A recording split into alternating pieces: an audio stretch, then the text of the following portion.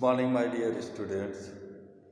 Recorded class में एक बार फिर आपका स्वागत है। आज के वीडियो में आप लोग हिंदी टेस्ट पढ़ेंगे। आज का जो वीडियो है, इस वीडियो में आप महात्मा गांधी जी के पत्र पूरी दुनिया में बहुत ही प्रसिद्ध हैं। गांधी जी के जो पत्र होते थे वो बहुत ही जगहों पर प्रसिद्ध रहते थे। गांधी जी के जो पत्र होते थे, गांधी जी उन पत्रों को अपने सगे संबंधी और मित्रों को लिखा करते थे। तो प्रस्तुत पाठ जो है पिता पुत्र के नाम पत्र, इस पाठ में नेहरू जी प्रिटोरिया जेल में, गांधी जी प्रिटोरिया जेल में बंद हैं और वो अपने पुत्र के पास एक पत्र लिख रहे हैं। तो इस पत्र के माध्यम से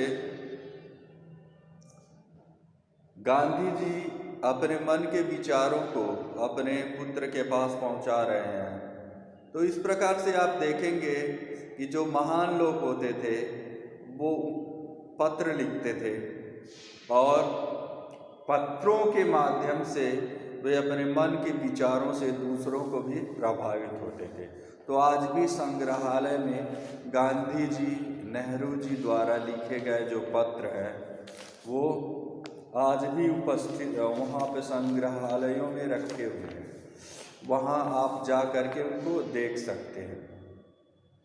तो यह पत्र मोहनदास करमचंद गांधी ने दक्षिण अफ्रीका के प्रिटोरिया जेल से अपने पुत्र मणिलाल गांधी को लिखा था। पिता के द्वारा पुत्र को लिखा गया यह पत्र अत्यंत शिक्षाप्रद है। आप लोग गांधी मूवी देखेंगे रिचर्ड एटनबरो की, तो उस मूवी में देखेंगे कि सबसे पहले दक्षिणी अफ्रीका का फोटो दिखाई देता है। सेंट पीटर्सबर्ग पे ट्रेन जाती है और इसमें एक नौजवान सफ़र करता है, वही गांधी जी रहते हैं। तो गांधी जी के युवा अवस्था की वो तस्वीर थी। तो पत्र वहीं से वो अपने पत्र को लिखते हैं अपने पुत्र के पास। क्या लिखते हैं? प्रिय पुत्र, प्रति मास एक पत्र लिखने और एक पत्र प्राप्त करने का अधिकार मुझे मिला है। अब मैं पत्र लिखूं कैसे? मिस्टर रीच का, मिस्टर पोलक का और तुम्हारा ख्याल मुझे बारी बारी से आया। मिस्टर रीच, मिस्टर पोलक, ये दोनों लोग उनके मित्र थे और इनमें से एक पादरी थे और एक पत्रकार थे। लेकिन मैंने तुम्हें ही लिखना पसंद किया क्योंकि पढ़ने के साथ तुम्हारा ही ध्यान मुझे बराबर रहता था। मेरे बारे में तुम जरा भी चिंता मत करना। विशेष कुछ कहने का अधिकार मुझे नहीं है। मैं पूर्ण रूप से शांति में हूँ। आशा है कि बात अच्छी हो गई होंगी। मुझे मालूम है कि तुम्हारे कुछ पत्र यहाँ आए हैं, लेकिन वे मुझे नहीं दिए गए। फिर भी डिप्टी गवर्नर की उदारता से मुझे मालूम हुआ कि बा का स्वास्थ्य सुधर रहा है। क्या वे फिर से चलने फिरने लगी? बा और तुम लोग सवेरे दूध के साथ साबूदाना बराबर ले रहे होगे।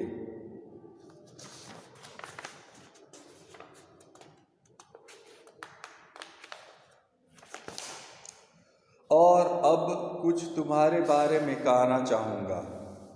तुम लोग कैसे हो? तुम पर जो जिम्मेदारी मैंने डाली है तुम उसके सर्वथा योग्य हो और आनंद से उसे निभा रहे होगे, मुझे ऐसी आशा है। मैं जानता हूँ कि तुम्हें अपने शिक्षा के प्रति असंतोष है। यहाँ जेल में मैंने खूब पढ़ा है, इससे मैं यह समझता हूँ कि केवल अक्षर ज्ञान ही शिक्षा नहीं है। सच्ची शिक्षा तो चरित्र निर्माण और कर्तव्य का बोध है। यदि यह दृष्टिकोण सही है और मेरे विचार से यह बिल्कुल ठीक है, तो तुम्हें सच्ची शिक्षा प्राप्त कर रहे हो। आजकल तुम्हें अपनी बीमारी माँ की सेवा का अवसर मिला है।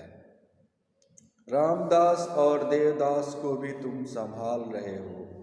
यदि यह काम तुम अच्छी तरह और आनंद से कर रहे हो, तो तुम्हारी आधी शिक्षा तो उसी के द्वार पूरी हो जाती है।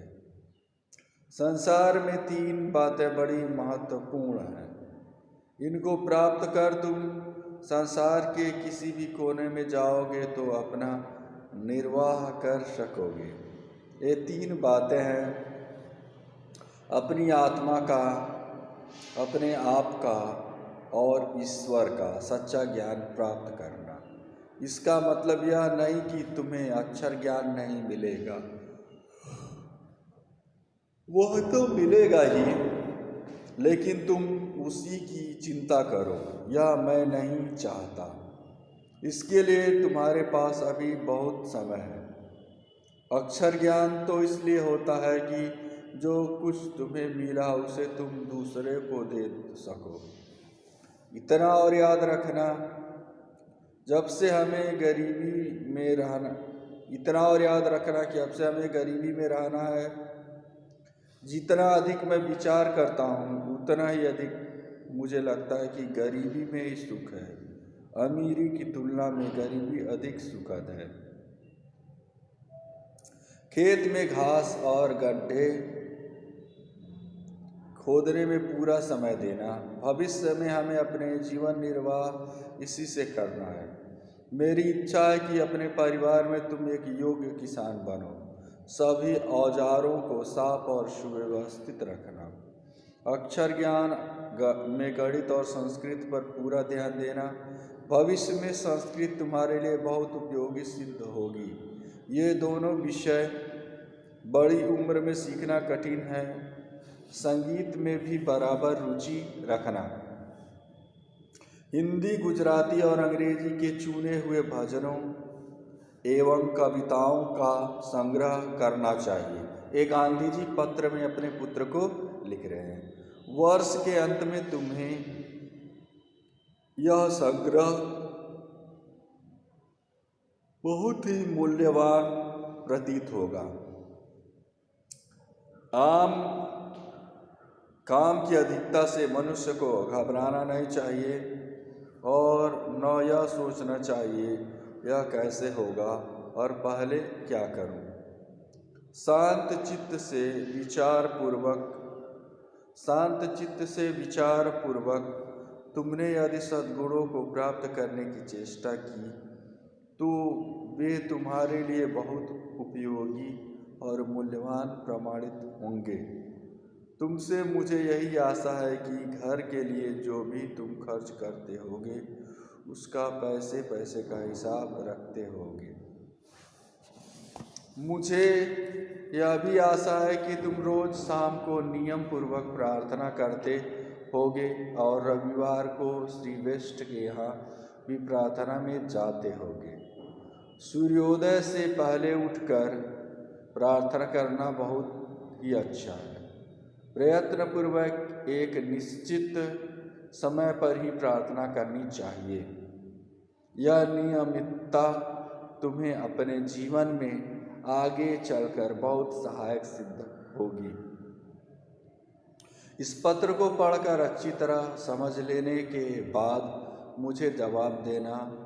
जवाब जितना लंबा चाहो उतना लिख सकते हो। अंत में मैं अपने प्रेम सहित यह पत्र समाप्त करता हूँ। तुम्हारा पिता Mohandas. Manilal Gandhi, Indian opinion, Phoenix, Natal. तो ये गांधी जी के पत्र हैं, उनके पुत्र मणिलाल गांधी के नाम। तो इस पाठ में सबसे कठिन शब्दार्थ है। ख्याल मतलब विचार, जरा मतलब थोड़ा, सर्वथा मतलब पूरी तरह, बोध मतलब समझ, निर्वाह मतलब गुजारा, सद्गुण मतलब श्रेष्ठ गुण, हिसाब मतलब गिनती, प्रयत्नपूर्वक मतलब कोशिश के साथ, नियमितता मतलब नियम पूर्वक। तो प्यारे छात्रों, मैं आप लोगों से आशा रख रहा हूँ कि आज का होमवर्क आप लोग ज़रूर करेंगे। आज का होमवर्क है पिता के पत्र पुत्र के नाम पत्र। इस पाठ को आप लोग घर पर एक बार पढ़ लेंगे और अगले वीडियो में मैं इस पाठ की व्याख्या आपको कराऊंगा। धन्यवाद, थैंक यू।